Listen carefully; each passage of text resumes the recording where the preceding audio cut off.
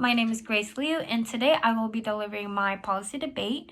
My proposition is euthanasia should be allowed based on the severity of the illness, and my purpose is to prove that physician-assisted suicide should be an available option for some cases.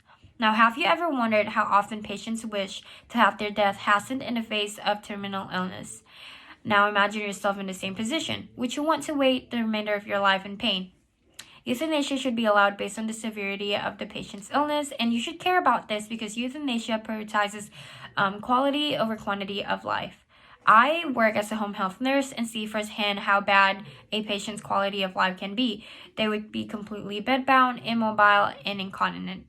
Today, I will identify the problem with the current system in my ill, identify those responsible for this issue in my blame, and suggest a potential course of action in my cure, and weigh the costs against the benefits in implementing this new system.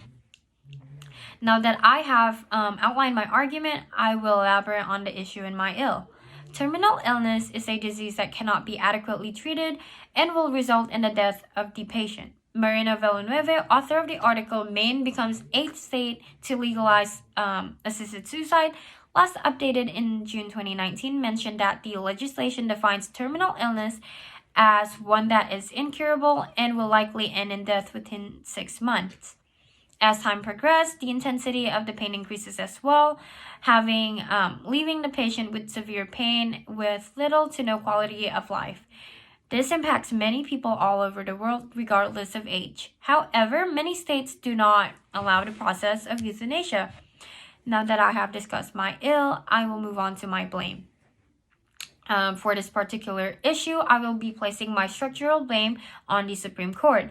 Gunter Lewis, the author of the article Death with Dignity, a report card on medical aid and dying in legislation in the United States, last updated in July 2020, stated that the U.S. Supreme Court argued that life is fundamentally and inherently valuable, and that the intentional taking of human life by private persons is always wrong. This shows that the Supreme Court is against euthanasia. Now that I have discussed where we will be placing our blame, I will move on to suggest a cure for this issue. To attempt to legalize euthanasia in other states, we can volunteer and support local activists. Volunteers can gather signatures to place an assisted dying measure on the state ballot. And just like Massachusetts did, we can gather advocates, physicians, social workers, and patients with terminal illness to testify in favor of the bill. According to Death with Dignity, in the article Death and Dignity in 2018 and 2019, last updated in September 2019, John Berkowitz, the founder of Western Massachusetts Death with Dignity, has dedicated his time to building a volunteer base, coordinating events, and meeting with legislators. In op-eds and letters to the editor, lawmakers and citizens are voicing their support for Death with Dignity. And we too can coordinate events and meet with legislators in hopes to inform and educate them about the benefits of euthanasia. Voicing our support for Death with Dignity contribute to spread awareness and will expedite the passing of the bill. Now that I have suggested a cure, I will elaborate on the costs and benefits of euthanasia. So, some physicians may not be willing to compromise their professional roles, especially due to the Hippocratic Oath.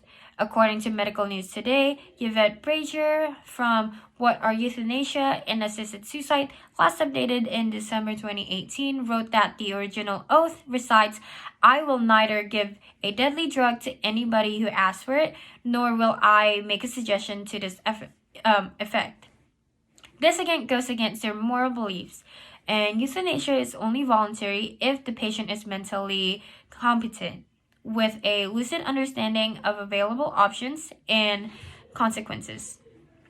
So here are some benefits. The quality over quantity of mentality is humane, and it allows a person with intractable suffering to be allowed to choose to end that suffering.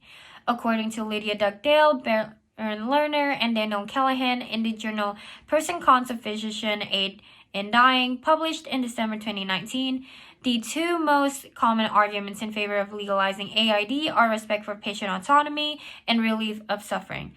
This brings up the next benefit, which is respect for patient autonomy. Patients should be allowed to determine which medical intervention to elect. Patients should be able to make decisions on their own. Lastly, without waiting until the very end, patients are given the chance to die with dignity. Euthanasia also relieves the pressure from loved ones and can help shorten their grief and suffering. In conclusion, based on the points made above, I believe that euthanasia should be legalized based on how severe the illness is.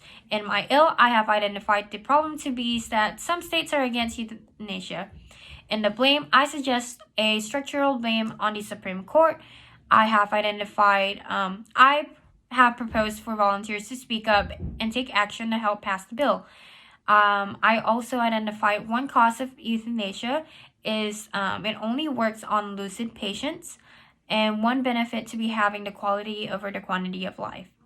I urge you to sign as many petitions to get the bill passed. Remember, every little signatures count. Thank you.